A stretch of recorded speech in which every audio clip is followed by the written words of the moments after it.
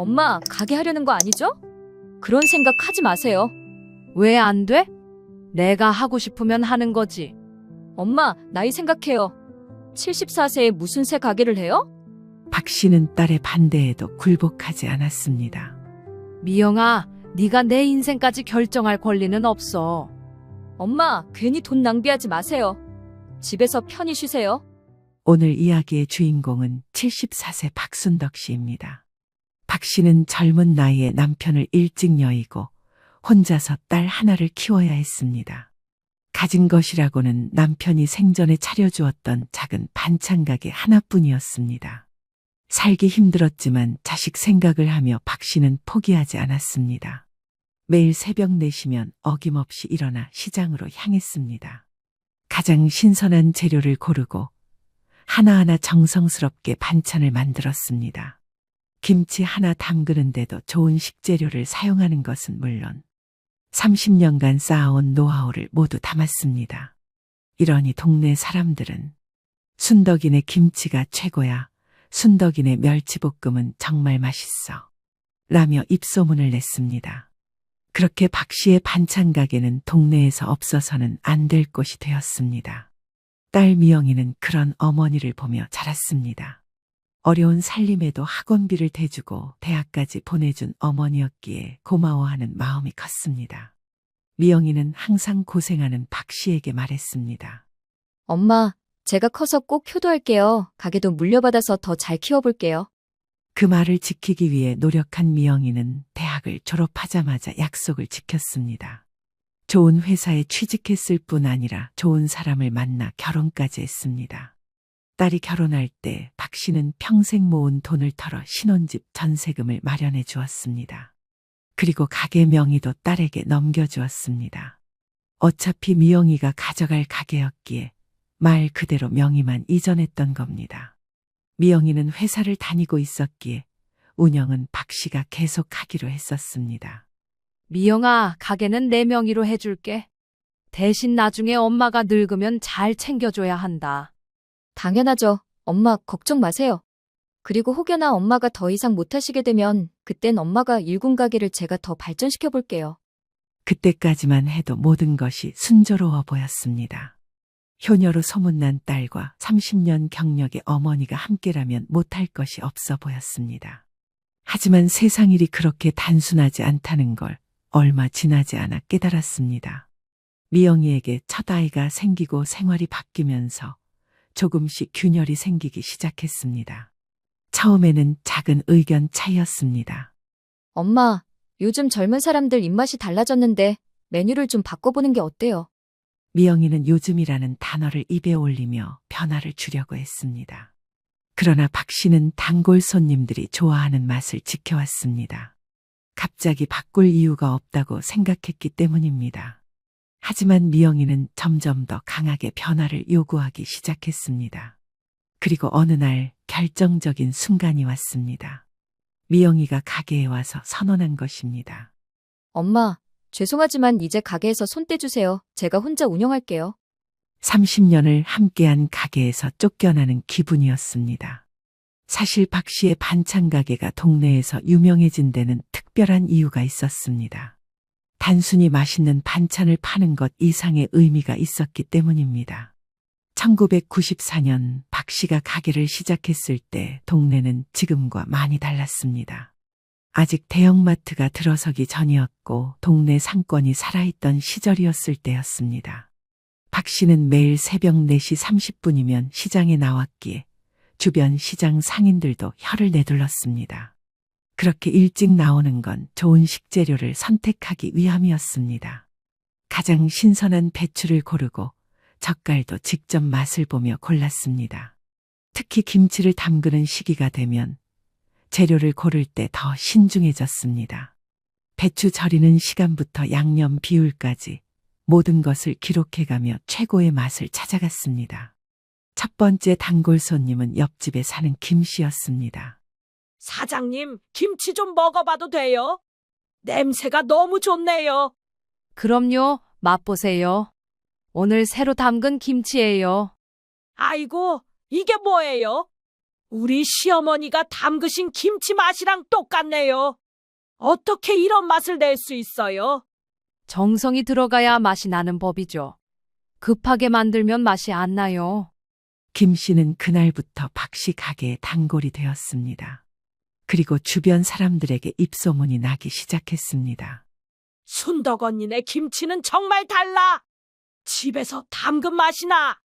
김 씨가 동네 사람들한테 칭찬을 하고 다녀서인지 박 씨의 가게를 방문하는 손님이 점점 늘어났습니다. 그런데 박 씨가 맘만 신경 썼던 건 아닙니다. 박 씨는 가게를 방문해주는 손님 한 분 한 분을 기억하고 챙겼습니다. 독거노인인 최 씨 할머니가 오시면 반찬을 조금씩 더 담아드리면서 따스한 말을 전했습니다. 할머니, 이건 서비스예요. 혼자 사시니까 조금씩 여러 가지 드세요. 최 씨 할머니는 항상 박 씨에게 고맙다고 인사를 했습니다. 그리고 신혼부부가 동네로 이사 오면 집에서 만든 밑반찬을 선물로 주었습니다. 신혼 때는 밑반찬 만들기가 힘들잖아요. 이거 드시고 천천히 배워가세요. 이렇게 먼저 베푸는 박 씨였기에 박 씨에게 하나둘씩 쌓인 신뢰는 30년이라는 시간을 견뎌냈습니다. 손님들에게 박 씨의 가게는 단순한 반찬 가게가 아니었습니다. 항상 사랑이 넘쳐나는 동네 사랑방 같은 곳이었습니다. 미영이도 어릴 때부터 이런 모습을 지켜봤습니다. 착한 성심은 그대로 담는다고 미영이는 고등학생이 되자 주말마다 가게 일을 도와줬습니다. 무거운 것도 나르고 반찬 포장도 척척 해냈습니다. 친구들이랑 놀고 싶었을 텐데도 그걸 꾹 참고 박 씨 곁을 지켰습니다. 손님들도 그런 미영이를 참으로 예뻐했습니다. 미영이 참 잘 컸네. 순덕 언니 복이야. 미영이가 워낙 착해서 도움이 많이 돼. 엄마, 제가 대학 가면 주말마다 와서 도와드릴게요. 실제로 미영이는 약속을 지켰습니다. 대학교를 다니는 내내 방학 때마다 가게에 나와 일을 도와주었습니다. 그리고는 새로운 아이디어도 제안했습니다. 엄마, 젊은 손님들은 매운 김치를 좋아해요. 청양고추를 조금 더 넣어보는 게 어때요? 그래, 한번 해보자. 미영이의 제안은 성공적이었습니다. 작게 만들어 본 매운 김치는 젊은 층에게 인기를 끌었습니다. 박 씨는 먼저 이런 제안을 해준 딸이 참으로 고마웠습니다. 우리 미영이는 머리가 좋아. 나보다 아이디어가 더 많아. 대학 졸업 후 미영이가 취직했을 때도 마찬가지였습니다. 그때보다는 나오는 날이 줄었지만 시간이 되는 주말마다 가게에 와서 도와주었습니다. 회사에서 회계 업무를 배운 덕분에 가게 장부 정리도 깔끔하게 해줬습니다. 엄마, 매출 관리를 좀 더 체계적으로 해보세요. 어떤 반찬이 언제 많이 팔리는지 알면 도움이 될 거예요.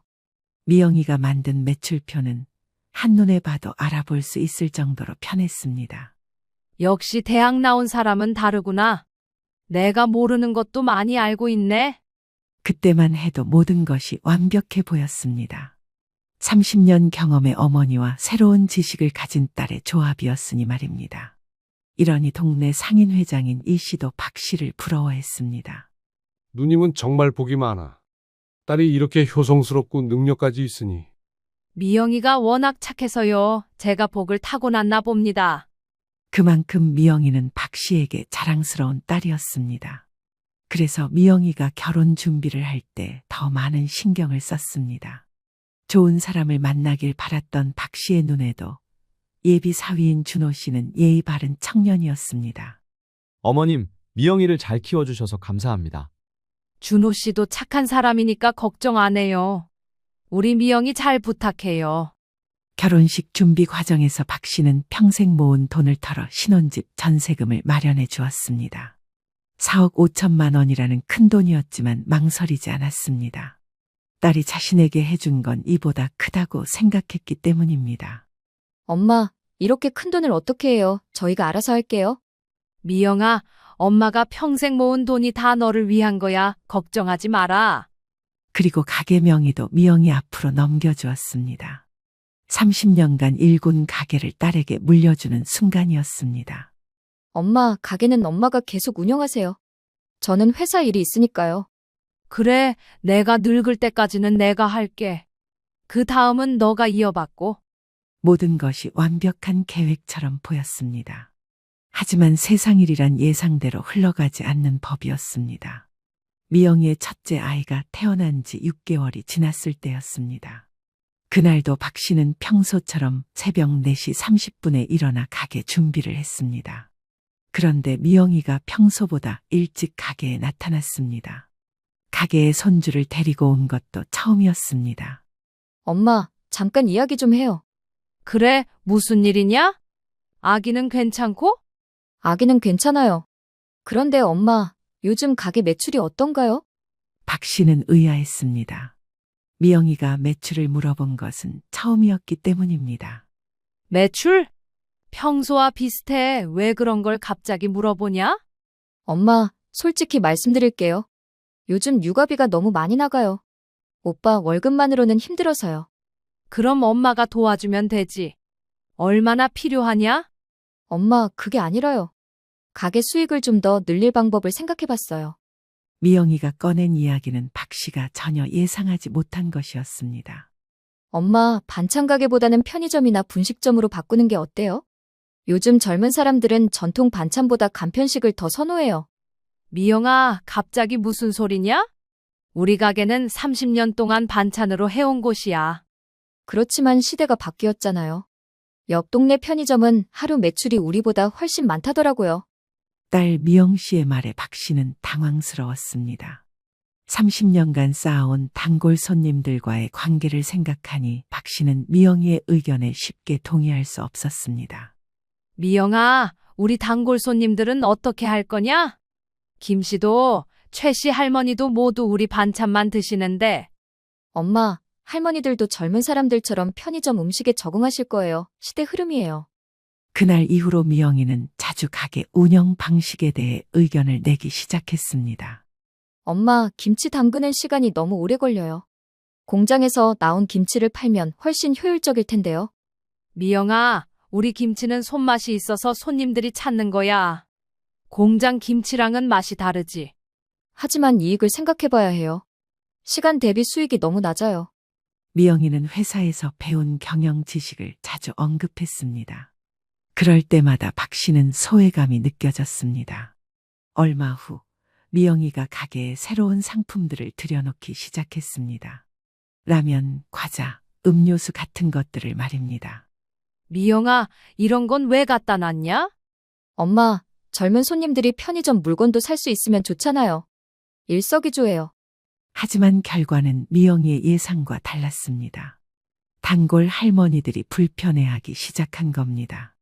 순덕 언니, 가게가 좀 어수선해졌네. 예전처럼 정갈한 맛이 안 나. 미안해. 미영이가 젊은 손님들을 위해서라고 해서. 젊은 사람들은 대형마트에 가지 여기까지 와서 라면을 사겠어? 순덕 언니 반찬이 좋아서 오는 건데. 박 씨는 딸에게 단골 손님들의 반응을 전했습니다. 미영아, 단골 할머니들이 좀 불편해 하신다. 예전처럼 하는 게 어떨까? 엄마, 할머니들 말씀만 들으면 언제 발전해요? 새로운 시도를 해봐야죠. 그러던 중 결정적인 사건이 일어났습니다. 오랜 단골 손님인 최 씨 할머니가 박 씨에게 섭섭한 마음을 표현한 겁니다. 순덕아, 어제 김치를 샀는데 맛이 이상하더라. 너가 담근 게 아니지? 언니, 죄송해요. 요즘 미영이가 새로운 방식으로 해보자고 해서요. 아, 그래서 그렇구나. 순덕아, 솔직히 말하는데 예전 맛이 그리워. 다른 김치는 속이 안 편해. 언니, 알겠어요. 다시 예전 방식으로 하도록 할게요. 박 씨가 미영이에게 이 이야기를 했을 때 미영이의 반응은 예상과 달랐습니다. 엄마, 할머니 한 분 말씀 때문에 계속 비효율적으로 할 건가요? 경영은 감정으로 하는 게 아니에요. 미영아, 30년 단골 손님인데 그렇게 말하면 안 되지. 엄마는 너무 감정적이에요. 사업은 수익을 내는 게 목적이라고요. 이때부터 모녀 사이에 미묘한 긴장감이 흐르기 시작했습니다. 박 씨는 30년간 쌓아온 전통을 지키고 싶었고 미영이는 변화를 통한 수익 증대에 관심이 있었습니다. 그렇게 상황은 더욱 악화되었습니다. 미영이가 둘째 아이까지 낳고 나서 가게에 더 자주 나오기 시작했는데 그때마다 기존 방식에 불만을 표했습니다. 엄마, 정말 이해가 안 돼요. 왜 이렇게 고집스러우세요? 미영아, 고집이 아니라 신뢰야. 손님들이 우리를 믿고 오시는 건데. 실례로 배가 부르나요? 현실을 봐야 해요. 미영이의 말투도 점점 날카로워졌습니다. 예전처럼 다정한 딸의 모습이 아니었습니다. 그러던 어느 날 미영이가 가게 장부를 들여다보더니 심각한 표정을 지었습니다. 엄마, 이 매출로 어떻게 살아요? 한 달 수익이 고작 이것밖에 안 돼요? 그래도 30년 동안 이렇게 살아왔어. 우리 먹고 살 만큼은 나와. 엄마, 제 아이들 교육비도 생각해야 해요. 이렇게 하면 안 될 것 같아요. 박 씨는 그 순간 뭔가 잘못되어 가고 있다는 걸 느꼈습니다. 효녀로만 알던 딸이 점점 다른 사람이 되어가는 것 같았습니다. 미영이의 변화는 예상보다 빨랐습니다. 3개월 후 가게 모습이 완전히 달라져 버린 겁니다. 미영이는 박 씨의 동의 없이 기존 반찬 진열장 절반을 없애고 냉동식품 냉장고를 설치했습니다. 하룻밤 사이에 벌어진 일이었기에 가게에 나온 박 씨는 그대로 굳어버렸습니다. 미영아, 이게 뭐냐? 냉장고는 왜 들여놨어? 엄마, 냉동만두랑 냉동볶음밥 같은 걸 팔려고요. 요즘 맞벌이 가정에서 많이 찾아요. 그럼 우리 반찬 자리는? 반찬은 인기 있는 것만 몇 가지 남겨뒀어요. 비효율적인 건 정리했고요. 박 씨는 미영이의 말에 허탈감을 감추지 못했습니다. 30년간 정성스럽게 만들어온 젓갈무침, 시금치나물, 도라지 무침이 모두 사라져 있었습니다. 그날 오후 단골 할머니들이 하나둘 오기 시작했습니다. 첫 번째로 온 김 씨의 반응은 충격적이었습니다. 어머, 여기가 순덕 언니네 맞나? 완전히 달라졌네. 할머니, 안녕하세요. 더 편리하게 바뀌었어요. 편리하게? 내가 사려던 시금치 나물은 어디 갔어? 할머니, 시금치나물 대신 이 냉동나물이 있어요. 더 간편하고 오래 보관할 수 있어요. 냉동나물? 아이고, 그런 건 맛이 없어. 언니가 만든 걸로 줘. 죄송해요. 할머니, 이제는 안 만들어요. 이게 더 경제적이거든요. 김 씨는 아무것도 사지 않고 그냥 돌아갔습니다. 30년 단골이 빈손으로 돌아간 건 처음 있는 일이었습니다. 박 씨가 저녁에 미영이에게 물었습니다. 미영아, 김씨가 아무것도 안 사고 가셨다던데? 엄마, 할머니들도 적응하시면 돼요. 처음엔 어색하겠지만 시간이 지나면 편하다고 하실 거예요. 하지만 미영이의 예상은 틀렸습니다. 이튿날에도 그 다음 날에도 단골 손님들은 실망한 표정으로 돌아갔습니다. 최 씨 할머니는 더 직설적이었습니다. 미영아, 이게 뭐야? 가게가 편의점이 됐네. 할머니, 시대에 맞춰서 바꾼 거예요. 시대에 맞춰. 우리가 30년 동안 온 이유를 모르겠구나. 순떡이 손맛 때문에 온 건데. 할머니, 손맛도 좋지만 실용성이 더 중요해요. 실용성. 아이고, 말이 안 통하네. 최 씨 할머니도 그날부터 가게에 오지 않기 시작했습니다. 일주일 후 박 씨는 매출 장부를 보고 경악했습니다. 매출이 절반 이하로 떨어진 거였습니다.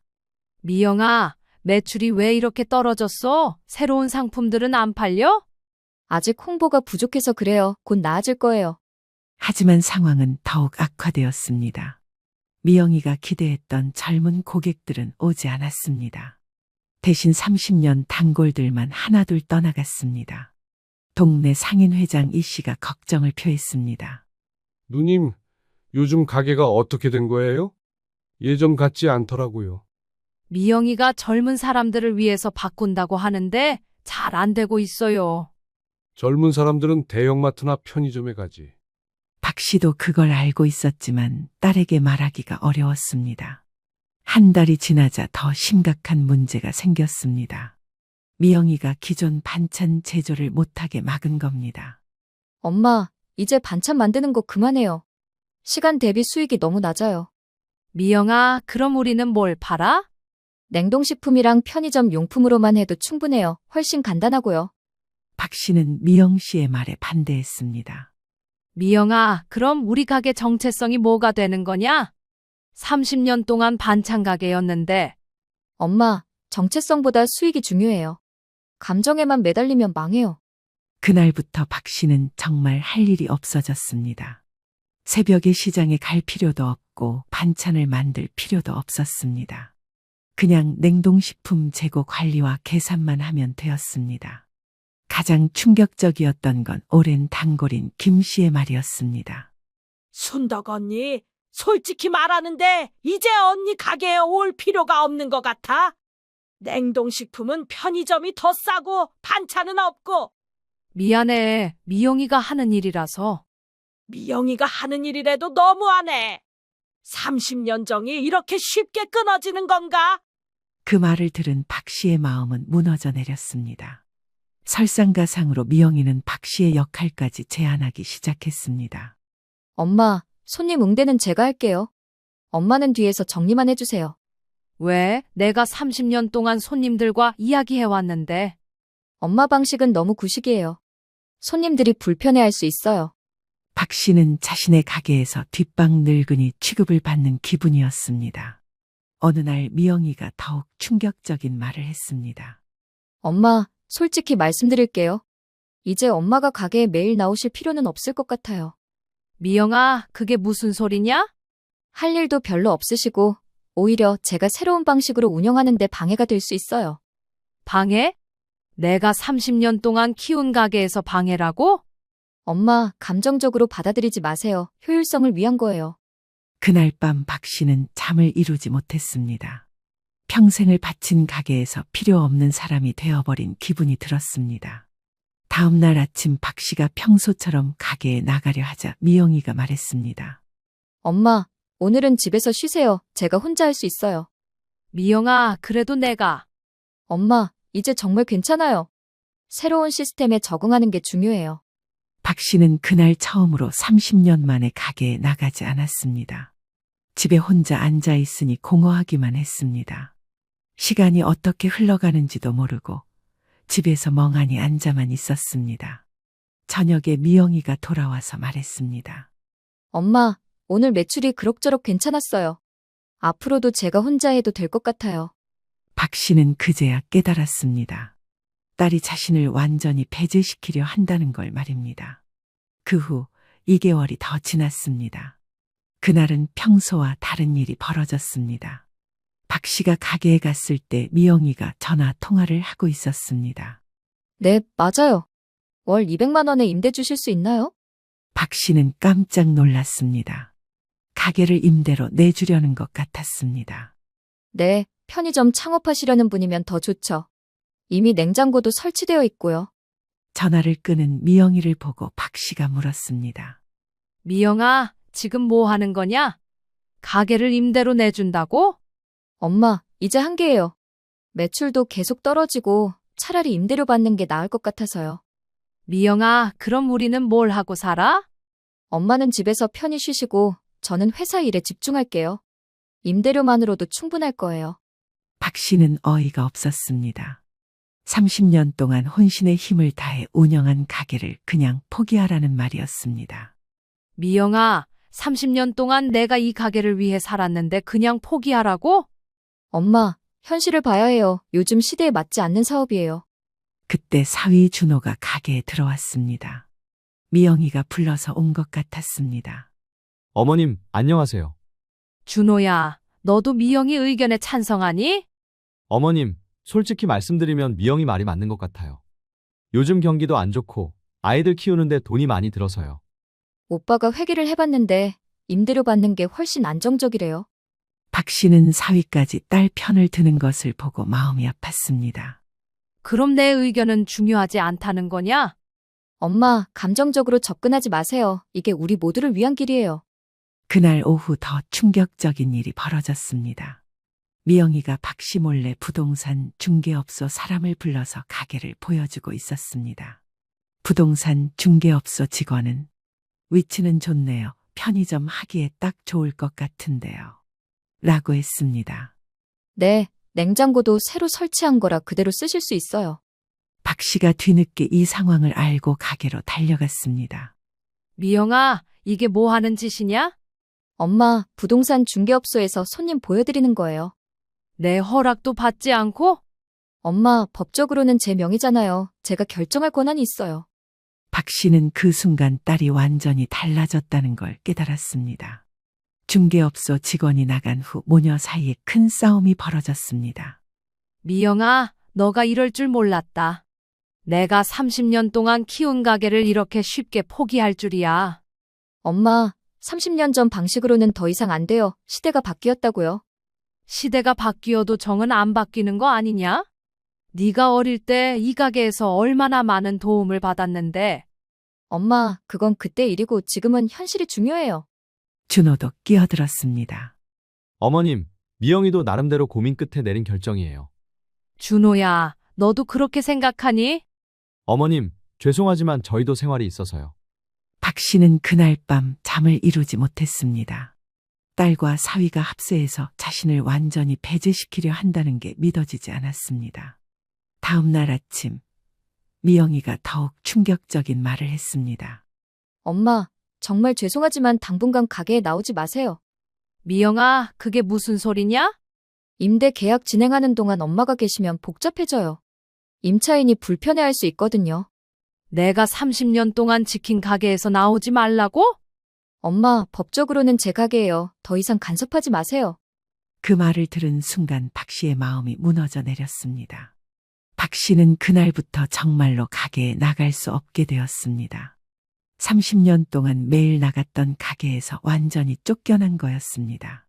일주일 후 미영이가 집에 와서 말했습니다. 엄마, 임대 계약 성사됐어요. 다음 달부터 월 200만 원씩 들어올 거예요. 그래서 기분이 좋으냐? 엄마, 이게 우리 모두를 위한 길이라고 했잖아요. 하지만 박 씨는 돈이 문제가 아니었습니다. 30년간 쌓아온 모든 것이 하루아침에 사라진다는 게 견딜 수 없었습니다. 그날 밤 박 씨는 이대로 당할 수는 없다고 생각했습니다. 다음 날 아침 박 씨는 평소보다 일찍 일어났습니다.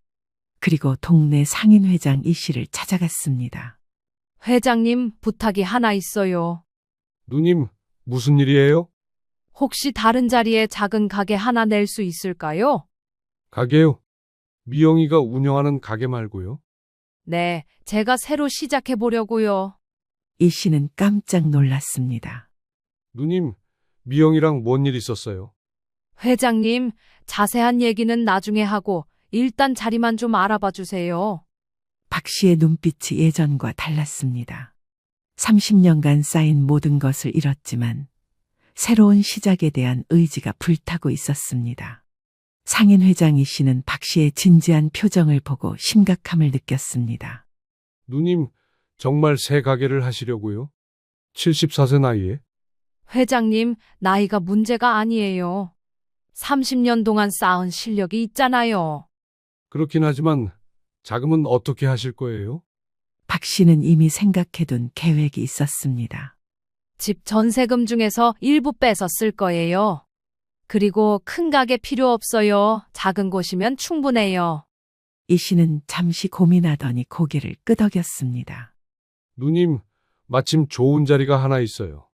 여기서 300m 정도 떨어진 곳인데 300m면 가까운데 괜찮을까요? 오히려 좋을 것 같은데요. 단골 손님들이 찾아오기 쉽잖아요. 그날 오후 박 씨는 이 씨와 함께 그 자리를 보러 갔습니다. 이 씨가 알아봐준 곳은 작지만 깔끔한 공간이었습니다. 여기면 괜찮겠네요. 임대료는 얼마나 해요? 월 80만 원이에요. 권리금은 500만 원 정도 하고요. 박 씨는 머릿속으로 곰곰이 계산해 봤습니다. 충분히 감당할 수 있는 금액이었습니다. 좋아요. 계약하겠어요. 집에 돌아와서 박 씨는 조용히 준비를 시작했습니다. 이 모든 일은 미영이 모르게 진행했습니다. 며칠 후 박 씨가 새로 얻은 가게에서 나오는 걸 본 사람이 있었습니다. 새로 준비한다는 소문은 빨리 퍼졌고 금세 미영이 귀에도 들어갔습니다. 그날 저녁 미영이가 집으로 와서 다그쳤습니다. 엄마, 가게 하려는 거 아니죠? 그런 생각 하지 마세요. 왜 안 돼? 내가 하고 싶으면 하는 거지. 엄마, 나이 생각해요. 74세에 무슨 새 가게를 해요? 박 씨는 딸의 반대에도 굴복하지 않았습니다.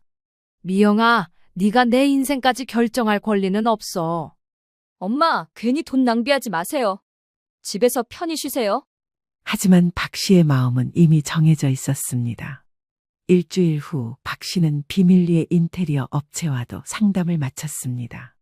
박 씨는 30년 경험을 바탕으로 세세한 부분까지 신경 썼습니다. 2주 후 인테리어가 끝났고 작지만 아늑하고 깨끗한 가게가 완성되었습니다. 박 씨는 가게 간판을 어떻게 할지 고민했습니다. 그러다가 좋은 아이디어가 떠올랐습니다. 할머니 손맛이라고 하면 어떨까? 박 씨는 미소를 지었습니다. 새로운 시작에 대한 기대감이 커져가기만 했습니다. 개업 준비를 하는 동안 박 씨는 옛 단골 손님들을 하나씩 찾아갔습니다. 첫 번째로 찾아간 곳은 김 씨 집이었습니다. 어머, 순덕 언니, 웬일로 집까지 와? 내가 새로 가게를 열었어. 와서 구경 좀 해줘. 새 가게? 미영이 가게 말고? 응, 내가 따로 연 거야. 예전처럼 정성스럽게 반찬 만들 거야. 김 씨의 얼굴이 환해졌습니다. 아이고, 정말이야? 최 씨 할머니도 마찬가지 반응이었습니다. 순덕아, 그동안 이 반찬이 얼마나 그리웠는지 몰라. 다른 데서 사 먹어봐도 그 맛이 안 나더라. 언니, 이제 다시 제대로 된 반찬 드실 수 있어요. 언제 문 열어? 첫날부터 갈게. 박 씨는 단골 손님들의 반응에 자신감을 얻었습니다.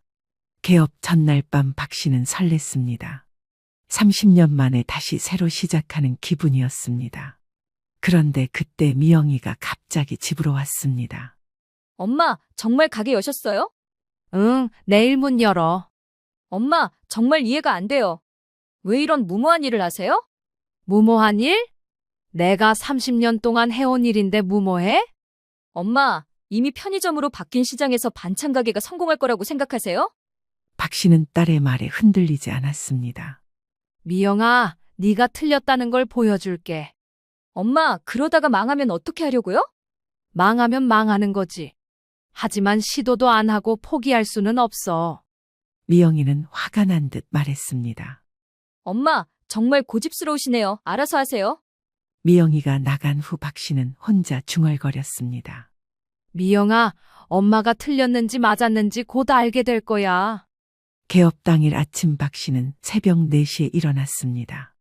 30년 동안 해온 습관대로 시장으로 향했습니다.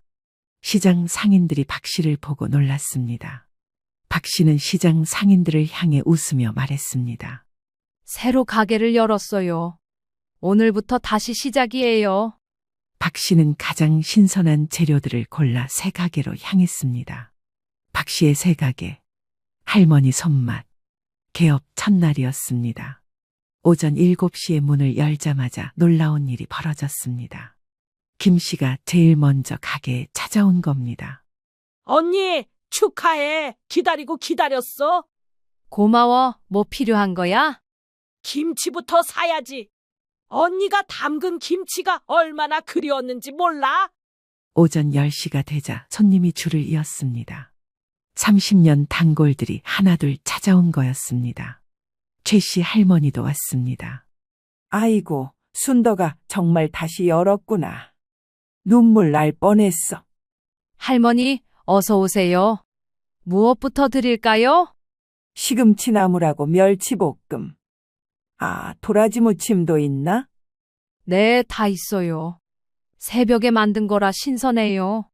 최 씨가 반찬을 맛보더니 감탄했습니다. 아, 이 맛이야. 역시 순덕이 손맛은 못 따라와. 점심시간이 되자 더 많은 손님들이 왔습니다.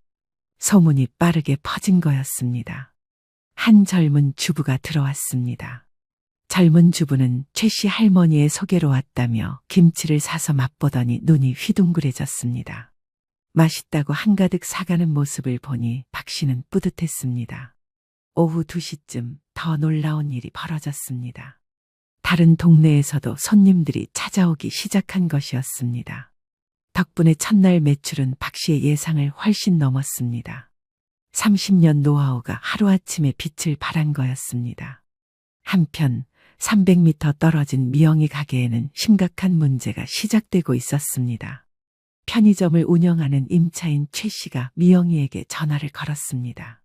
매출이 나오지 않는다며 끙끙 앓는 소리를 하는 임차인의 입에서 박 씨가 오픈한 반찬 가게 이야기가 나왔습니다. 미영이는 박 씨의 가게로 급히 달려갔습니다.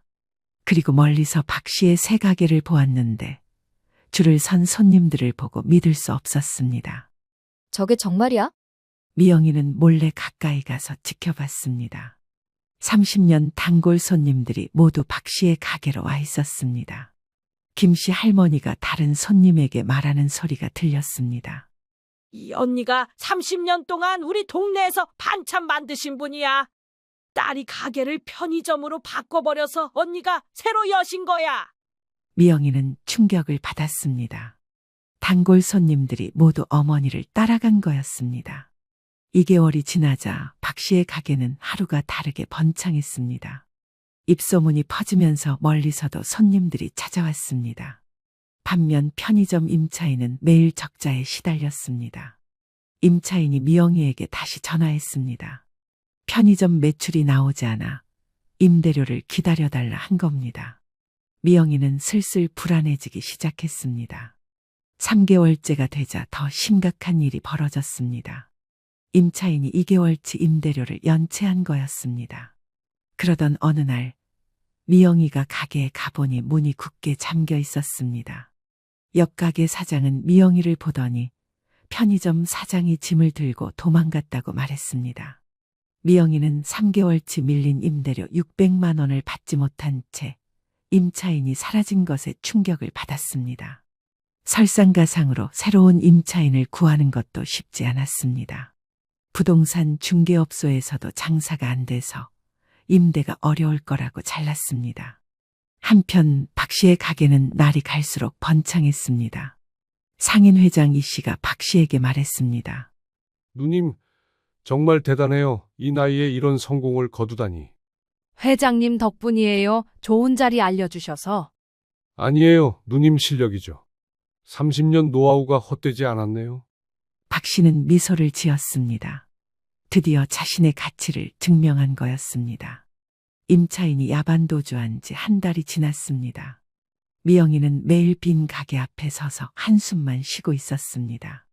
그날도 빈 가게를 확인하러 갔을 때였습니다. 300m 앞 어머니 가게에서는 여전히 손님들이 줄을 서 있었습니다. 미영이는 더 이상 견딜 수 없었습니다. 미영이는 모든 자존심을 내려놓고 어머니 가게로 향했습니다. 가게 문을 열고 들어서자 박 씨는 딸을 보고 놀랐습니다. 엄마, 손님들이 있어서 박 씨는 당황했습니다. 미영아, 웬일이야? 미영이의 얼굴에는 눈물이 맺혀 있었습니다. 엄마, 죄송해요. 제가 정말 잘못했어요. 박 씨는 손님들 때문에 난처했습니다. 미영아, 지금은 손님들이 계시니까 나중에 이야기하자. 아니에요. 엄마, 지금 말씀드려야겠어요. 미영이가 갑자기 박 씨 앞에서 무릎을 꿇었습니다. 엄마, 정말 죄송합니다. 제가 너무 교만했어요. 손님들이 당황해서 쳐다봤지만 미영이는 계속 말했습니다.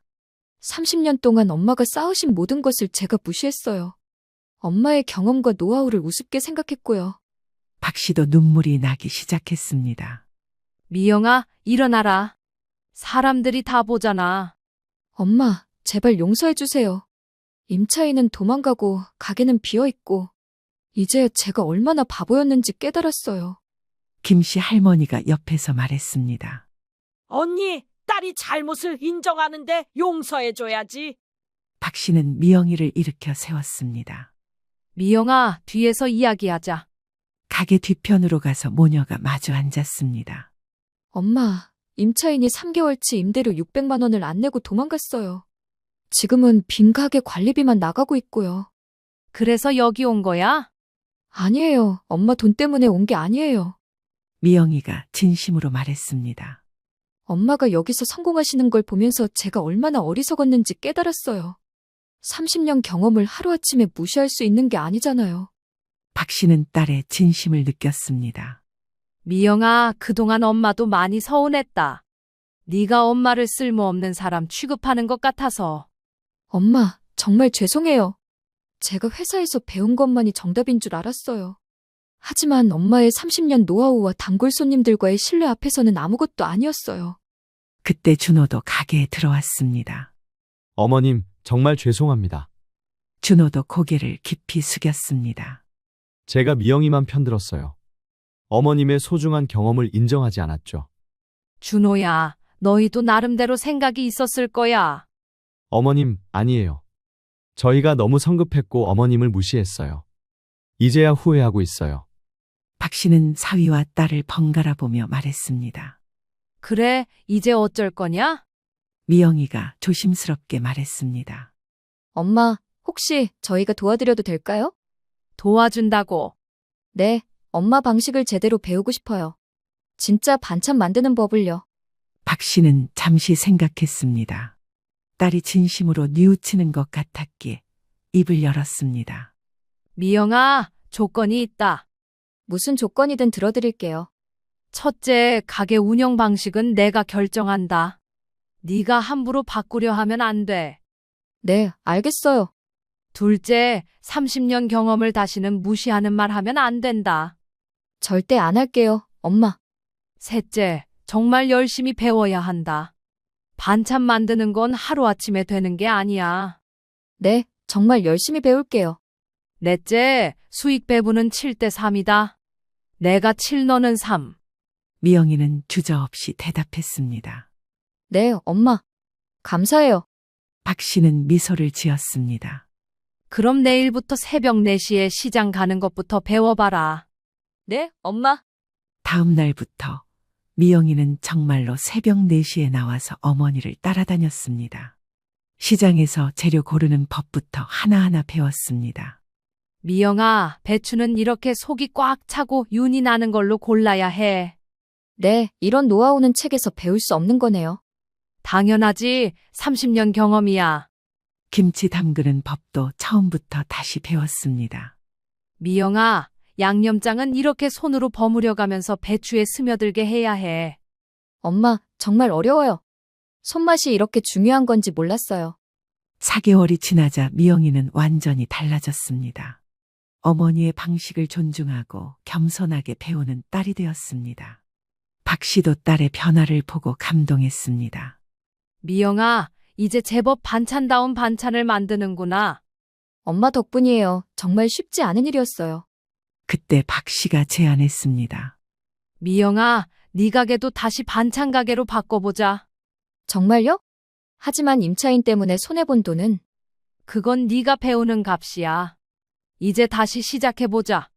미영이의 가게도 할머니 손맛 2호점으로 바뀌었습니다. 박 씨가 직접 관리 감독하고 미영이가 보조하는 형태로 운영했습니다. 6개월 후 두 가게 모두 동네에서 가장 유명한 반찬 가게가 되었습니다. 어느 날 김 씨가 가게에 와서 말했습니다. 순덕 언니, 정말 잘 됐어. 모녀가 이렇게 힘을 합쳐서 일하는 모습 보기 좋아. 모두 도와준 덕분이야. 순덕 언니 실력이지. 그리고 미영이도 이제 제대로 철이 들었고. 박 씨는 74세에 새로 시작한 도전이 이런 결과를 가져올 줄 몰랐습니다. 더 중요한 건 딸과의 관계가 예전처럼 회복된 거였습니다. 엄마, 정말 감사해요. 엄마 덕분에 진짜 소중한 게 뭔지 배웠어요. 미영아, 엄마도 고마워. 네가 이렇게 달라져서. 지금 박 씨는 1호점과 2호점을 운영하며 바쁘지만 행복한 나날을 보내고 있습니다. 30년 노하우의 진가를 증명했고 딸도 진정한 제자로 키워냈습니다. 무엇보다 자신의 가치를 끝까지 포기하지 않은 결과였습니다. 박 씨는 항상 말합니다. 나이는 숫자일 뿐이야. 진짜 실력과 경험은 시간이 지나도 빛을 잃지 않아. 여러분들 혹시 아직도 주저하고 있는 게 있으신가요? 늦었다고 생각하지 마시고 오늘 바로 하나씩 시작하는 하루 되시길 바랍니다. 윤정아, 어제는 아, 맞다. 어버이날이었지. 엄마, 미안. 깜빡했어. 괜찮아. 그냥 섭섭해서. 엄마는 섭섭한 게 왜 이렇게 많아? 나도 바빠서 그러는 거잖아. 안녕하세요. 올해로 칠순을 앞둔 엄마 68살 정명자입니다. 여러분은 살면서 자식에게 버림받았다, 외면당했다는 느낌을 받으신 적 있으신가요? 어떻게 된 이야기인지 오늘 이야기 끝까지 들어주시고 시청자 여러분들의 의견을 아래 댓글에 부탁드립니다. 저는 요즘 나이가 들어서 그런지 자식들이 각자 저마다의 이유가 있겠거니 싶으면서도 한편으로는 왜 내 마음을 알아주지 않는 건지 속상할 때가 많아요. 말로는 이해한다고 하는데 실제로는 그렇지 않으니까요. 부모로서 이런 생각을 한다는 게 이상하게 느껴질 수도 있겠지만 저는 누구나 충분히 해볼 생각이라고 합니다. 그리고 또 누군가는 이런 문제에 굉장히 예민해져 있겠죠. 저도 그랬거든요. 처음 그 생각이 들었을 때는 정말 스스로 한심했어요. 사람이, 그것도 엄마가 자식 하나 보고 싶어서 거짓말까지 한다는 게 말이나 됩니까? 근데 그게 진짜로 말이 되더라고요. 제가 정말 심란해졌던 시기가 있었어요. 이게 자식들이 나에 대한 진심인가 싶기도 하고 실망감을 감추기 어렵더라고요. 멀리 사는 것도 아닌데 얼굴 보기가 힘들어서 결국 거짓말을 했습니다. 그런데 평소 연락도 자주 하지 않던 자식이 단번에 전화를 하더라고요. 그 일로 정말 많은 걸 깨달았습니다. 부모라고 해서 자식에게 다 퍼주기만 하는 그래야만 사람은 아니라는 것도 알았고, 최근 보게 된 드라마에서 말한 것처럼 부모는 언제나 자식을 짝사랑해야 한다는 것도 알았죠. 아직도 그 애가 자라면서 했던 말들, 지금도 머릿속에 생생합니다. 엄마는 내 거야, 아빠는 오빠 거 해. 애가 그런 말을 하면 웃으면서도 마음 한구석이 짠했어요. 그 말이 뭐예요? 나를 전부 자기 거로 만들겠다는 거잖아요. 그래서 전 정말 다 줬습니다. 제 시간도, 체력도, 마음도 전부요. 초등학교 입학식 때였어요. 다른 엄마들이 일하느라 못 왔다고들 하더라고요. 근데 전 그날 아침 새벽부터 일어나서 제일 예쁜 원피스를 꺼내 입혀줬고 머리도 따아줬습니다. 학교 앞에서 딸을 놓고 오는 길에 괜히 울컥해서 혼자 눈물을 훔쳤던 기억이 나요. 윤정이 없이는 집이 텅 빈 것 같았어요. 그 아이가 사춘기를 맞았을 땐 정말 진땀을 많이 흘렸죠. 첫 생리했을 때 당황한 윤정이를 위해 몰래 학교에 가서 옷도 챙겨주고 간식도 넣어줬어요. 학부모에게 보이면 안 된다고 담임 선생님께 부탁해서 몰래 교문 밖에서 전달했습니다. 그런 날 집에 돌아와 혼자 웃었어요. 내가 이 나이에 뭐 하고 있나 싶지만 그래도 이게 행복이지 싶었죠. 딸이 대학에 붙었을 땐 하늘이 준 선물이라고 생각했어요. 서울로 올라간다 했을 때 남편이 그랬죠. 굳이 멀리 보낼 필요 있냐? 가까운데도 좋은 학교 많잖아. 윤정이가 원하는 거잖아. 그래야 마음 놓고 공부하지. 그때부터 전 매달 반찬을 싸서 올라갔어요. 명절에도 못 내려올 땐 제가 직접 찾아갔습니다. 비 오는 날 남대문역 앞에서 큰 캐리어 들고 윤정이 자취방 찾아가던 기억이 나요. 그 작은 원룸안에 내 젊은 날이 다 들어간 것 같았어요. 첫 직장에 합격했다는 전화 받았을 땐 한동안 핸드폰을 귀에 대고 울었어요. 엄마, 나 됐어. 합격했어. 그래, 잘했다. 우리 딸. 근데 그 순간 나도 모르게 이런 생각이 들었어요. 이제 점점 멀어지겠구나. 내 손 안에 있던 아이가 이제 점점 날 벗어나겠구나. 딸이 처음 사윗감이라고 데려온 이재훈이란 청년은 말수가 없고 예의는 있었지만 어딘가 윤정이와 어울리는 사람 같진 않았어요. 그래도 윤정이가 좋다니까 저흰 반대 안 했어요. 그래야 부모죠. 결혼식 날 윤정이가 웨딩드레스를 입고 제 손을 잡았어요. 엄마, 나 예뻐? 그 말에 가슴이 철렁했습니다. 얘는 지금 엄마 손을 놓으려는 거구나. 그 생각에 웃으면서도 눈물이 나더라고요. 결혼하고 처음 보러 갔던 날 윤정이 얼굴은 참 밝았어요. 근데도 이상하게 그 집에서 내가 있을 자리가 없다는 생각이 들었어요. 처음으로 내가 엄마라는 이유만으로 이 아이 곁에 있을 수 없구나 그걸 느꼈죠. 그때부터 조금씩 거리가 생겼던 것 같아요. 윤정이와 나 사이의 시간들이 떠올라서 거짓말을 하고서도 미안한 줄 몰랐던 거예요. 그만큼 정말 보고 싶었고 그만큼 정말 사랑했거든요. 내가 아픈 척을 해야만 오는 관계가 됐다는 게 참 비참하긴 했지만요. 그날 밤 딸이 제 무릎에 얼굴을 파묻고 잠들었어요. 숨결이 고르고 따뜻했어요. 그 애는 여전히 제 딸이었어요. 단지 멀어져 있었을 뿐이에요. 그 애를 얼마나 아꼈는지 그 애가 알아줬으면 좋겠어요. 정말 단 하루라도 좋은 이 시간을 되돌릴 수 있다면 그때로 돌아가고 싶다고 생각했어요. 그렇게 윤정이는 다음 날 점심때가 되어서야 집을 나섰습니다. 무슨 일 있으면 꼭 전화하고 검사 결과 나오면 알려줘. 내가 전화 못 받으면 문자라도 남겨줘. 요즘 민지 케어하는 것 때문에 정신 없으니까. 그날 이후로 윤정이는 잠깐 다정해졌어요. 아니, 다정한 척을 했다고 해야 맞겠네요. 엄마, 점심 드셨어요? 오늘 좀 쌀쌀하던데 감기 조심하세요. 갑자기 그렇게 따뜻한 말들을 보내오는데 저는 답장을 하면서도 마음이 공허했어요. 그건 진심이 아니었거든요. 엄마가 아플까봐. 그 공포가 만든 반짝 감정이었지 딸의 생활 안에 제가 다시 들어온 건 아니었어요. 처음부터 그랬던 건 아니에요. 결혼 초만 해도 자주 연락했어요. 새댁 생활이 익숙하지 않다며 하루에도 몇 번씩 전화했었죠. 엄마, 이거 간장 몇 스푼이야? 이러다 된장찌개가 망하겠어. 둘이서 먹을 거면 한 스푼 반이면 돼. 고춧가루는 조금만 넣고. 그런 날들이 이제는 까마득한 옛날 얘기처럼 느껴져요. 윤정이가 달라진 건 애 낳고 나서부터였던 것 같아요. 첫째를 낳았을 때는 그래도 종종 연락을 했어요. 근데 둘째가 태어나고부터는 그야말로 연락두절이었습니다. 전화하면 안 받거나 짧게 끊기 일쑤였어요. 윤정아, 목소리 좀 들으려고 전화했어. 엄마 미안해. 애들이 울어서. 나중에 전화할게.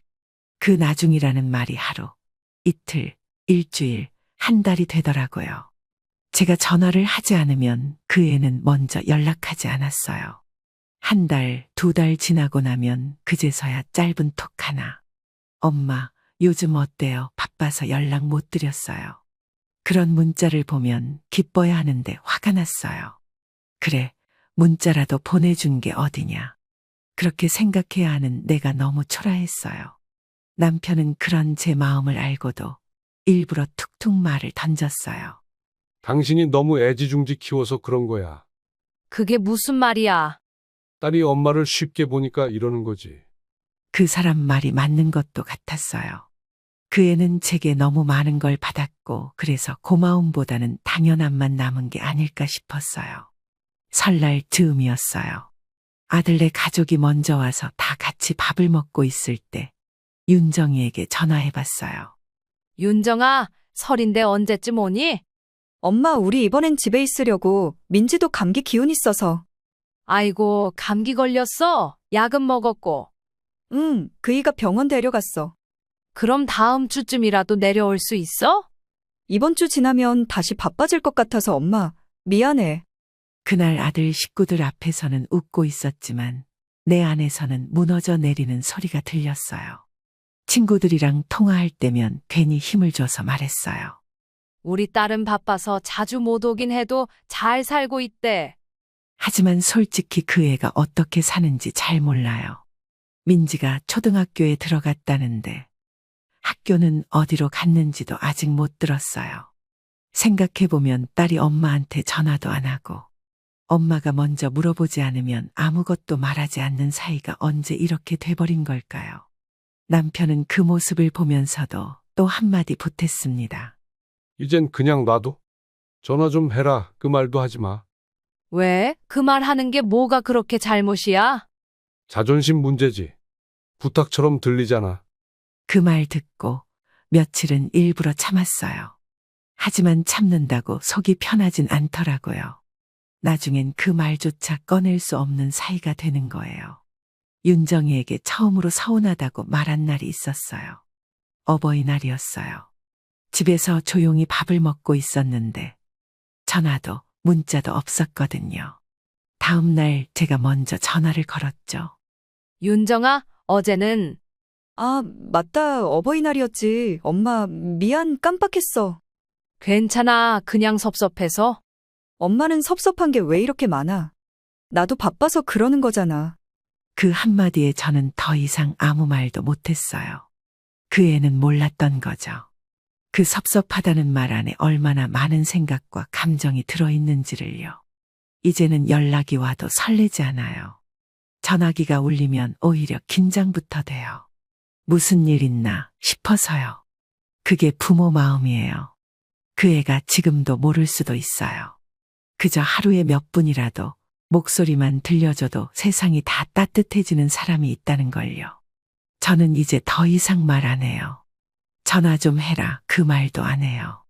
그 말 한마디가 딸에게는 부담이 되고 저한테는 눈물의 씨앗이 되더라고요. 그냥 기다릴 뿐이에요. 혹시라도 정말 혹시라도 그 애가 먼저 전화를 걸어주는 날이 올까 해서요. 처음엔 그저 바쁜 줄만 알았어요. 윤정이네는 애가 둘이니까 직장도 있고 요즘 살림이 얼마나 힘들어요. 그래서 명절 한 번 못 내려와도 전 그냥 참았어요. 근데 그게 해마다 반복이 되니까 그게 습관처럼 굳어졌어요. 설날도 추석도 이젠 그 애 없는 명절이 더 익숙해졌어요.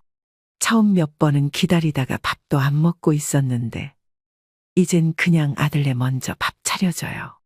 그 애는 올 생각이 없는 거니까요. 그날도 그랬어요. 아들 가족들이 명절 아침에 와서 북적북적했죠. 손주들도 뛰어다니고 며느리는 전 부치느라 바빴고요. 윤정이는 뭐래? 아침에 문자가 왔어. 오늘은 집에서 쉰다고. 뭐 또 이번에도 안 온대? 요즘 회사 일도 힘들다잖아. 명절에라도 쉬어야지. 그래도 지 부모는 안 보고 시댁엔 갔다며? 그 말을 듣고 가슴이 철렁했어요. 그날 밤 조용히 딸이 올린 단체 채팅방 메시지를 봤어요. 거기엔 생일상 사진이 올라와 있었어요. 상다리가 휘어지게 차려놓은 음식들과 시부모와 함께 웃고 있는 윤정이 얼굴이 있었어요. 그걸 보는데 목구멍이 턱 막히더라고요. 여보, 이것 좀 봐. 뭔데? 윤정이가 시댁에 생일상 차려드렸대. 그래? 이런 것도 할 수 있으면서 말을 잇지를 못했어요. 나는 명절마다 오지도 않는 애인데 생일상을 저렇게 정성껏 차려주는 모습을 보니 서운하다 못해 서글펐어요. 그날 이후로 자꾸 비교를 하게 됐어요. 동네 친구들이랑 통화할 때면 더 심했어요. 어머, 너희 아들은 또 이번 주말에도 왔대? 그럼 우리 아들 와서 마당도 치워주고 갔지. 그 말을 들을 때마다 나는 대답할 말이 없었어요. 우리 딸은 한 달에 한 번도 못 본다. 그 말을 차마 못하겠더라고요. 그 애가 우리 집에 마지막으로 왔던 게 언제였는지 이젠 정확히 기억도 안 나요. 가끔 민지 사진이나 카톡으로 오긴 해요. 그럴 땐 괜히 그 사진 보면서 얼굴 보듯이 보고 또 봐요. 하지만 그런 사진 하나로 내 마음이 채워지진 않아요. 윤정이한테 직접 말해본 적 있어요. 윤정아, 우리도 생일인데 밥 한 끼는 하자. 엄마, 나 진짜 바빠. 그날도 일정이 있어서 못 갈 것 같아. 그럼 다음 주라도 보자. 글쎄, 일정 보고 연락할게. 연락은 결국 없었어요. 사위한테 전화를 해본 적도 있어요. 그 사람은 그래도 좀 더 정중하게 말해줘요. 장모님, 죄송해요. 요즘 윤정이가 정신이 없어서. 애들 때문에 그런 거지? 네, 민지학원 스케줄도 많고 회사도 일 많고요. 그 말을 듣고는 그냥 알겠다고 했지만 속으로는 이렇게 생각했어요. 그럼 여긴 시간 나고 거긴 시간 안 나는 거야. 한 번은 일부러 대놓고 말한 적 있어요. 이서방, 우리 딸이 시댁은 자주 가던데 우리 집엔 왜 안 오게 하나? 그건 제가 말하기 좀 조심스러운데요. 윤정이가 부담스러워해서요. 부담스러워? 왜? 어머님이 서운하다고 자주 말씀하셔서 그게 조금 걸리나 봐요. 그 말을 듣고는 아무 말도 못했어요. 내가 서운한 것도 말하면 안 되는 사람이 됐구나. 그걸 그날 처음 알았어요.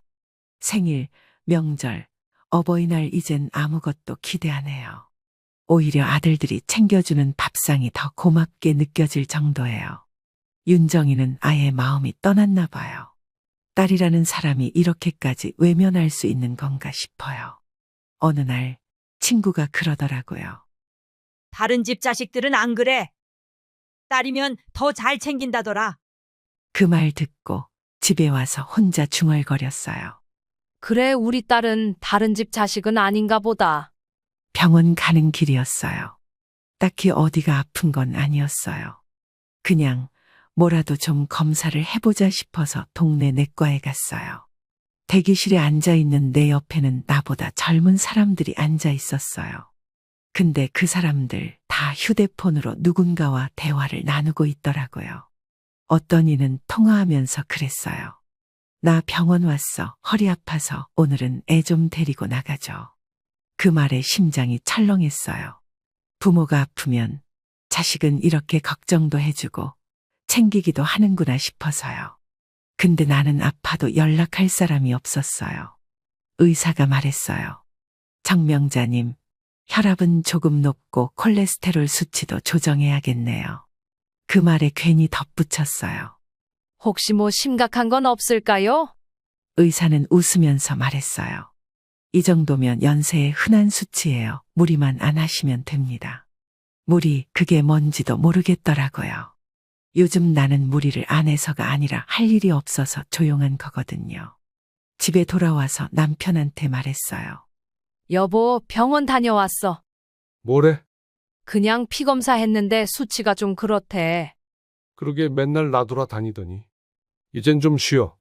그 말에 괜히 서운했어요. 그 사람도 이제는 내 기분엔 관심이 없구나 싶었죠. 저녁에 혼자 주방에 앉아 멍하니 있던 중이었어요. 윤정이 사진을 한참 들여다보다가 나도 모르게 문자를 써내려갔어요. 윤정아, 병원인데 검사 결과가 좀 안 좋대. 쓰고 나서 손이 떨렸어요. 몇 번을 지웠다 썼다를 반복하다가 결국 보내버렸어요. 10분도 안 돼서 전화가 왔어요. 떨리는 손으로 받았죠. 엄마, 지금 병원이야? 어디야? 동네 내과였는데 그냥 피 검사했더니 뭐래? 정확히 뭐가 안 좋대? 수치가 좀 그렇다는데 큰 병원 가보라더라. 지금 시간이 몇 시지 알겠어. 내가 갈게. 전화를 끊고 저는 휴대폰을 놓고 한참 동안 아무 말도 못했어요. 이 애는 진짜 이 말을 해야오는 애구나 싶었어요. 남편이 물었어요. 누구야? 윤정이 내가 병원 다녀왔다니까 온대. 그렇게 오라 해도 안 오더니 아프다니까 오냐? 그 말이 내 가슴을 더 아프게 했어요. 맞는 말인데도 그렇게 들으니 더 서글펐어요. 한두 시간쯤 지났을까? 현관문이 벌컥 열리더니 윤정이가 뛰어들어왔어요. 손에는 작은 가방 하나 들고 옷차림은 급하게 나온 티가 났어요. 엄마 괜찮아? 어디가 안 좋아? 의사 뭐래? 그냥 수치가 좀 그런 거라더라. 그래서 대학병원 가보라고 했어? 그냥 한 번 더 검사 받아보라 했어. 윤정이는 제 어깨를 꼭 잡았어요. 엄마 진짜 무슨 일 있으면 안 돼, 알지? 그 말에 울컥했어요. 정말 아픈 것도 아닌데 아픈 척하는 내가 너무 비참했어요. 딸이 식탁에 앉았어요. 밥은 먹었어? 먹었지 뭐. 엄마는 항상 그런 식이야. 아파도 말 안 하고 배고파도 안 먹었다 하고. 그 순간적으로 짜증이 나더라고요. 그럼 너라도 자주 왔어야지. 그럼 내가 굳이 거짓말했겠니? 그 말을 삼키느라 입술을 꽉 깨물었어요. 잠시 후 사위가 전화로 상황을 확인했는지 윤정이 핸드폰으로 물어보더라고요. 어머님 괜찮으셔? 무슨 일 있으면 연락 줘. 그 대화 뒤로 윤정이가 부엌으로 와서 제 손을 잡았어요. 엄마, 나 좀 무서웠어. 왜? 엄마한테 전화 온 거 보고 심장이 쿵 떨어졌어. 괜히 막 별 생각 다 들고. 그 말을 듣고는 더 이상 아무 말도 못하겠더라고요. 내가 그 생각을 일부러 하게 만든 사람이잖아요. 그날 밤 윤정이는 우리 집에 자고 갔어요. 그게 몇 년 만인지 몰라요. 민지도 없이 혼자 온 건 처음이었죠. 밤중에 화장실 가는 길에 거실에서 담배 피우던 남편이 중얼거렸어요. 평소에는 연락도 없고 오지도 않다가 아프다고 해야 오는구나. 그 말이 귀에 박혀서 안 잊혀지더라고요. 나 자신이 싫었어요. 거짓말하는 내가 싫고 그걸로 감동받은 윤정이가 미웠어요. 그 애가 나를 정말 사랑했으면 내가 이런 짓까지 안 했을 텐데 싶어서요. 그렇게 우리 모녀는 거짓말 위에 다시 만났어요.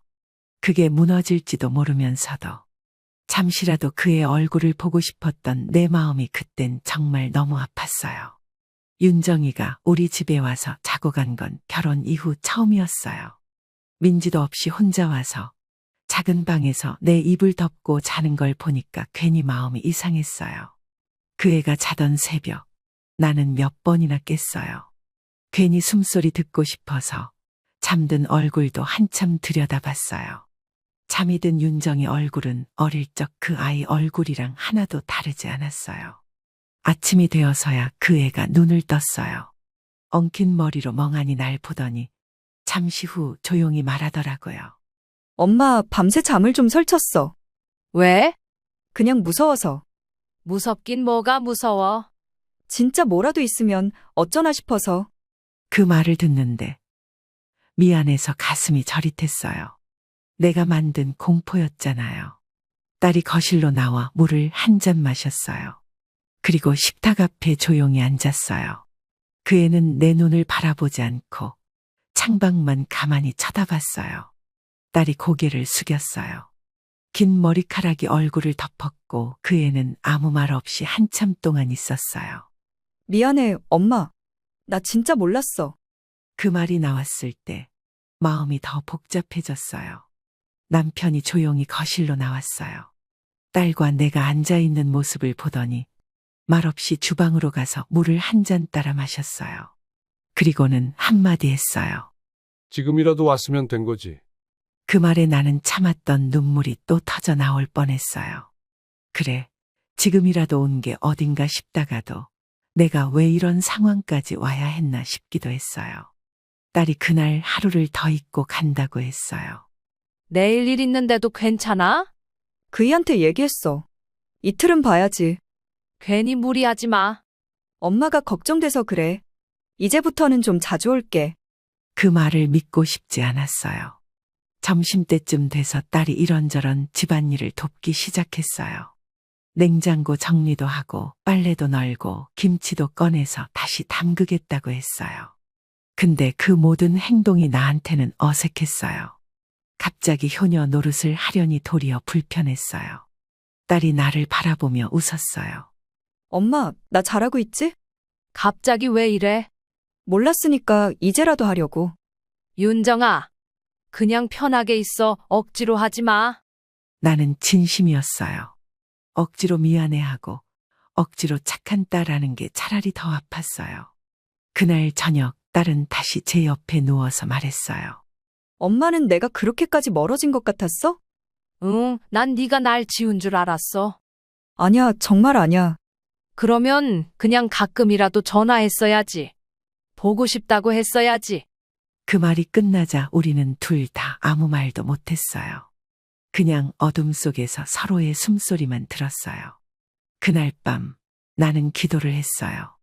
내가 아픈 게 아니어서 다행이고 이 거짓말이 오늘로 끝이 나서 다행이라고요. 근데 이게 정말 끝일까? 내가 안 아프면 그 애는 또 잊을까? 그런 생각이 자꾸 들었어요. 윤정이가 다녀간 이틀은 참으로 이상한 시간이었어요. 딸이 곁에 있으니 좋았는데 마음 한구석이 불편했어요. 말로는 고맙다고 했지만 행동은 그저 낯설고 어색했어요. 밥을 차려줘도 집안을 치워도 그 애가 웃는 모습이 참 좋은데도 자꾸 내 마음속에선 이게 진짜일까 하는 의심이 들었어요. 그날 오후 딸이 나가기 직전이었어요. 짐을 챙기고 신발을 신으면서 말했어요. 엄마, 나 가고 나면 꼭 병원 다시 가봐. 내가 예약해줄게. 됐어. 그냥 지켜보라더라. 그래도 대학병원 가서 MRI 같은 거 찍어봐야지. 괜찮다고 방심하면 안 돼. 그 순간 더 이상 이대로는 안 되겠다는 생각이 들었어요. 이 아이가 더 이상 내 거짓말 위에서 헛된 걱정하며 사는 것도, 내가 감정에 매여 진실을 덮고 있는 것도, 이젠 그만해야겠다고 마음먹었어요. 딸이 현관문을 열기 직전 내가 입을 열었어요. 윤정아, 딸이 돌아봤어요. 표정은 환한 미소였어요. 응, 엄마. 엄마, 사실은 괜찮아. 콜레스테롤 수치만 높은 거야. 그 말이 나오는데 가슴이 쿵 내려앉는 소리가 내 귀에도 들렸어요. 딸은 그대로 멈췄어요. 웃음기 사라진 얼굴이 천천히 굳어갔어요. 뭐라고? 병원에서 그냥 콜레스테롤이 높다고 했어. 다른 건 다 괜찮대. 그럼 그 문자 엄마 그거 일부러? 보고 싶었어. 너 얼굴이 너무 보고 싶었어. 그날따라 정말. 딸의 눈이 점점 흔들렸어요. 입술이 파르르 떨렸고 손끝이 허공을 헤매는 게 보였어요. 딸이 조용히 신발을 벗고 들어왔어요. 문을 닫지도 않았고 말도 하지 않았어요. 그저 식탁에 앉아 고개를 숙였어요. 그게 거짓말이었단 말이야? 응, 미안해. 엄마 그건 좀 너무했어. 그렇게라도 해야 올 것 같았어. 나는 말하면서도 눈물이 났어요. 이 애한테 미안하고 나 자신에게도 너무 서글펐어요. 그럼 내가 온 건 괜히 온 거야? 아니야, 오니까 좋았어. 네가 내 옆에 있다는 게 얼마나 좋았는지 몰라. 그게 아니라 진짜 걱정했단 말이야. 잠도 못 자고 별 생각 다 하고. 딸의 눈에서 눈물이 떨어졌어요. 울고 있는데 나는 그 눈물을 닦아줄 수 없었어요. 그럴 자격이 없다고 느껴졌어요. 그때 남편이 거실에서 나왔어요. 상황을 짐작했는지 딸과 나를 번갈아 바라보다가 조용히 말했어요. 엄마가 그런 말 안 했으면 너 안 왔겠지. 아빠 그건 또 무슨 말이야. 넌 너무 오래 안 왔어. 네 엄마한테는 네 얼굴이 약이야. 그거 몰랐냐? 딸은 아무 말도 못했어요. 그 말은 그 아이도 부정할 수 없었나 봐요. 조용한 침묵이 흐르고 딸이 물었어요. 엄마는 내가 미웠어? 아니, 단 한 번도. 그럼 왜 그렇게 속였어? 너무 보고 싶었는데 말로는 안 되더라. 그래서 미쳤던 것 같아. 그 말밖엔 할 수가 없었어요. 이유야 100가지가 넘지만 결국은 하나였어요. 너무 보고 싶었어요. 딸은 다시 짐을 챙겼어요. 아까와는 다르게 말없이 빠르게 움직였어요. 그럼 이제 괜찮은 거지? 응, 검사 다시 안 해도 될 정도래. 그럼 다음엔 거짓말 말고 그냥 전화해. 그 말에 고개만 끄덕였어요. 그래야겠죠. 그래야 하는데 그게 얼마나 지켜질지는 모르겠어요. 딸이 떠나고 집안은 다시 조용해졌어요. 나는 식탁에 혼자 앉아서 그 아이가 마셨던 컵을 들여다봤어요. 그 안에는 아직도 미지근한 물이 남아 있었어요. 나는 그 물을 마시지 않았어요. 그저 가만히 들여다보다가 조용히 싱크대에 붓고 말았어요. 마음 한켠이 텅 비는 소리가 들렸어요. 사위에게서 저녁쯤 연락이 왔어요.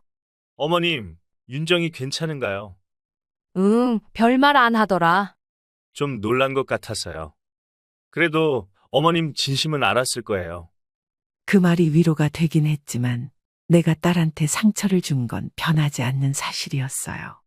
그날 밤 혼자 방 안에 앉아 불도 안 켜고 가만히 있었어요. 딸이 내게 진심을 내보이기 전에 내가 먼저 무너졌다는 게 참 부끄럽고도 아팠어요. 이제야 깨달아요. 사랑이 깊다고 해서 그게 다 용서받을 이유가 되진 않는다는 거려. 엄마도 사람이라 때로는 아프고 외롭고 두렵다고 말할 수 있는 존재였으면 좋겠어요. 딸이 떠난 집안은 너무 조용했어요. 같은 거실, 같은 부엌인데 이상하게 더 넓어진 것 같았어요. 그 애가 머물렀던 이틀은 마치 꿈처럼 느껴졌어요. 좋기도 했고 씁쓸하기도 했고요. 현관문을 등지고 돌아서는 딸의 모습, 그 뒷모습을 보면서 나는 한 가지를 확신했어요. 이젠 기다리지 말자. 이젠 기대하지 말자. 이젠 나도 그만하자. 다음 날 아침에 일어나 보니 주방 식탁에 윤정이가 접어놓고 간 메모가 있더라고요. 엄마, 미안해. 그리고 고마워. 병원 꼭 다시 가요. 연락 자주 할게요. 사랑해. 짧은 글인데 그걸 읽는데 눈물이 나진 않았어요. 대신 마음 한편이 이상하게도 차분했어요. 남편은 조용히 나를 바라보더니 물었어요. 윤정이 간 거 아쉬워? 아쉬운 건 이제 없어. 진심이야? 응, 이제 기대 안 하려고. 그게 덜 서운하더라. 남편은 그 말을 듣고 한참을 말이 없었어요. 그러더니 조용히 한마디 했어요. 잘했다. 이제 당신도 당신 생각 좀 해. 며칠이 지나고 윤정이에게서 톡이 왔어요. 엄마, 점심 드셨어요? 바람 쐬러라도 나가요. 요즘 날씨 좋아요. 예전 같았으면 그 문장에 한참 마음이 들썩였을 거예요. 하지만 이번엔 달랐어요. 나는 그래 고맙다고만 짧게 답장했어요. 기대하지 않으면 그 애의 말도 행동도 내 마음을 흔들지 않았어요. 아들 가족이 주말에 집에 들렀어요. 며느리가 물었어요. 어머님, 아가씨 다녀가고 나서 기분 괜찮으세요?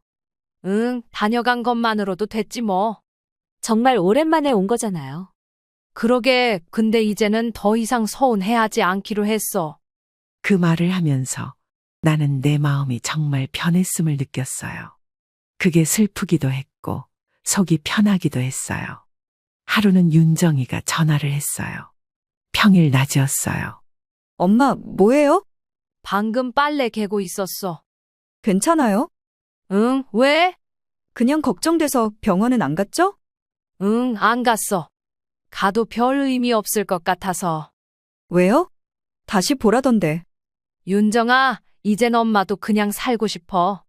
너무 걱정하지 마. 딸은 잠시 말이 없었어요. 그 짧은 침묵 속에서 내 진심이 그 애한테 닿았기를 바랐어요. 며칠 뒤 딸이 택배를 보냈어요. 보양식이랑 건강보조식품이 들어있었어요. 쪽지가 붙어 있었어요. 엄마, 내가 너무 늦게 알았지. 이젠 진심으로 잘할게요. 사랑해요. 그 쪽지를 읽고 나는 아무 감정도 없는 줄 알았는데 왈칵 눈물이 났어요. 근데요, 그 눈물은 서운해서 난 게 아니었어요. 정말로 기대하지 않았는데 뭔가 돌아온 느낌이어서 났어요. 기대하지 않으면 진심은 나한테 더 크게 다가오더라고요. 그래서 이젠요. 그 애가 전화 안 해도 괜찮고 명절에 못 와도 괜찮고 사진 한 장만 보내도 괜찮아요. 내가 바뀌었어요. 엄마라는 이유로 무조건 참아야 한다고 믿던 내가 이제는 조금 내려놓기로 했어요. 사람이요. 오래 참는 것도 능력이고 기다리는 것도 사랑이지만 그 끝에는 자기 마음을 지키는 게 남더라고요. 내가 딸에게 바라는 건 그저 건강하고 행복하게 잘 살아줬으면 하는 거예요. 그리고 내가 더는 아프다고 거짓말하지 않아도 될 만큼만 한 달에 한 번 전화 한 통이면 된다고 생각해요. 그게 이제 내가 딸한테 바라는 전부예요. 그렇게 속절없이 시간이 흘러 가을이 깊어졌습니다. 낙엽이 쌓이는 걸 보면서 시간이 이렇게나 빨리 흘렀구나 생각했어요. 딸을 향한 마음을 내려놓은 그날 이후로 저는 마음을 편하게 먹으려 애썼어요. 기대도 안 하고 서운해하지도 않기로요. 윤정이에게서 가끔 전화가 왔습니다. 엄마, 감기 조심해요. 응, 너도. 이번 주에 민지 시험 끝나면 한번 들를게요. 그래, 바쁘면 안 와도 돼. 그 한마디에 딸은 잠시 멈칫하더라고요. 예전엔 제가 언제 오니 꼭 와야지 했는데 이젠 안 와도 되라고 하니까 그 애도 당황한 거겠죠. 민지가 영상통화를 걸어온 날도 있었어요. 외할머니, 우리 집 오면 찐빵 해줄 거예요? 그럼 민지가 좋아하는 단팥으로 해줄게. 우리 엄마도 할머니 보고 싶대요. 진짜예요. 그 말에 웃으면서 고개만 끄덕였어요. 어린아이의 진심이란 게 가끔은 어른보다 더 선명할 때도 있더라고요. 남편은 달라진 제 모습을 보고 말했어요. 당신 요즘 많이 차분해졌다. 그래 보여? 예전엔 하루 종일 딸 생각만 하더니. 이젠 그럴 시간에 차라리 산책 나가는 게 낫더라. 웃으면서 대답했지만 속마음은 조금 달랐어요. 윤정이가 보고 싶지 않은 건 아니에요. 그냥 그 감정을 예전처럼 꺼내놓지 않을 뿐이에요. 명절이 다가왔을 때 윤정이는 하루를 뺏어왔어요. 예전같이 이틀도 아니고 부랴부랴 와서 얼굴 비추고 가는 수준이었어요. 엄마, 이번엔 오래 못 있어 미안해요. 괜찮아. 잠깐이라도 본 게 어디야. 내년 설엔 좀 더 길게 올게요. 그 말 예전 같았으면 손꼽아 기다렸겠지만 이젠 그냥 흘려들었어요. 기대하지 않으면 실망도 덜하니까요. 딸이 돌아간 후 식탁 위에 있던 남은 과일을 정리하며 생각했어요. 내가 한 사랑은 아무 조건 없이 주는 사랑이었구나. 그래서 더 외로웠고, 그래서 더 깊었고, 그래서 결국 짝사랑이었구나. 그래도 괜찮아요. 엄마란 그런 거라고 그렇게 배웠고, 그렇게 살아왔으니까요. 그 애가 내 사랑을 기억하지 않아도, 나 혼자 다 주고 끝나도 그래도 괜찮아요. 하루는 친구가 말했어요. 넌 참 딸한테 애틋한 엄마였어. 그 말에 내가 뭐라고 대답했는지 아세요? 이젠 그냥 애틋하지 않은 엄마가 되고 싶어. 그게 무슨 말인지 그 친구는 잘 몰랐겠지만 나는 그 말이 내 속을 비워주는 말 같았어요. 지금 이 글을 보고 있는 누군가가 있다면 이렇게 말하고 싶어요. 기다리는 사랑도, 먼저 손 내미는 사랑도 너무 오래 되풀이되면 그건 짝사랑이더라고요. 이제는 저도 제 자신을 조금 더 사랑하면서 살고 싶어요. 딸을 사랑했던 만큼 내 몸도 내 마음도 챙기고 내 시간을 쓰고 싶어요. 딸은 아직도 모르겠죠. 자기가 짓궂은 말 한마디에 엄마가 몇 밤을 울었는지 그런 건 이제 말해주지 않을 거예요. 그저 딸이 행복하게 살기를 바랄 뿐이에요. 사랑은요, 나눌 수 있을 때 예쁜 거지 한쪽만 주면 언젠가는 기억에서조차 닳아버리더라고요. 그래도 저는 그 애를 사랑해요. 그게 짝사랑이었다 해도 그 사랑만은 내 인생에서 가장 진심이었던 거니까요. 시청자 여러분, 오늘 이야기 어떠셨나요? 여러분들의 생각과 경험을 아래 댓글에 공유해 주세요.